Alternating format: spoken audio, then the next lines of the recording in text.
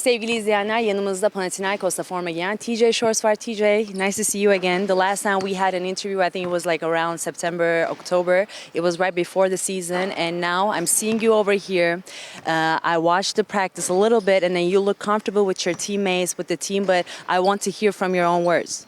Yeah, I mean, it's been a journey, a process of obviously learning the new guys, learning the new system, learning coach, and there's been their ups, there's been their downs, but I feel like we're getting to a better place than what we've been before, and hopefully tomorrow we can show and go for a win. And then how do you evaluate your own performance with Panathinaikos, with your teammates when you're on the court, getting the minutes? And we've seen also a great performance from you in the Partizan game, even if it was a loss for you guys. But how, from your own perspective, how do you evaluate it? Are you satisfied with your own performance? I'm definitely not satisfied, but I would say I'm happy with the growth I've had. I feel like I'm becoming more and more confident from my teammates, within myself, within the system. So every day I've been working, I've been practicing hard, I've been talking to guys, I've been trying to figure out ways to be successful when I'm on the court. And hopefully I could continue and hopefully it could result in more wins for the team. So, because that's really the most important thing. When the unfortunate injury happened to Kendrick Nunn, you got the more minutes and then obviously more responsibilities. You think it helped you? I mean, yeah, it definitely helped. Obviously, we don't wish any injury on anybody, especially our main guy, Kendrick Nunn. But when he goes out, other guys have to step up, and I've been trying to step up as best as possible. There's been other guys as well, Slukas, Jaren Grant, who's made big plays. And, yeah, when one guy goes down, others got to rally around him and figure out ways to help the team win.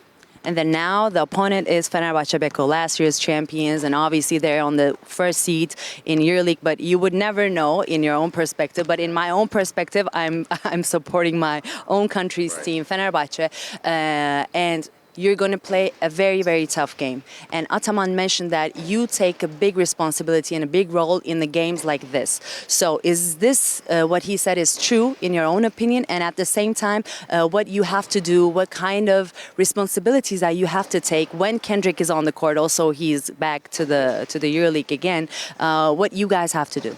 Yeah, we know, obviously we know this Fenerbahçe team. The current champions, currently in first place. We know the roster they have, the coach they have. It's going to be a very tough, very physical game. And like Coach said, it's going to be on everybody to take responsibility, not only myself. We're all going to have to look in the mirror, have a real talk with ourselves and address the problems that we have and see what you can do to help the team. And obviously with Kendrick coming back, we know he's going to take a big load of the offensive production, but we're going to have to kind of find ways to play off him. We've had a full week and some days of practice to kind of get back in a rhythm with him. So now it's about executing when we get into the game. And then from your own opinion, as let's call it that you're a EuroLeague fan and you're watching from the TV, which guys that are shining in Fenerbahçe's roster, in your own opinion? Obviously respect due to all the guys. I mean, yeah, first of all, obviously respect to the whole team, but there's been some standout players. Obviously Wade Baldwin is having an incredible season. THT is also playing very well. Devin Hall, Nico Melli as well. So there's a lot of guys over there that have been really having a big impact on this season. Obviously, I also have my guy Yantunen over there that I've been following a lot. So it's going to be a very difficult game. We have a lot of respect for the team, but we'll be ready to fight. And then my last question is, can you define Ergin Ataman's coaching style?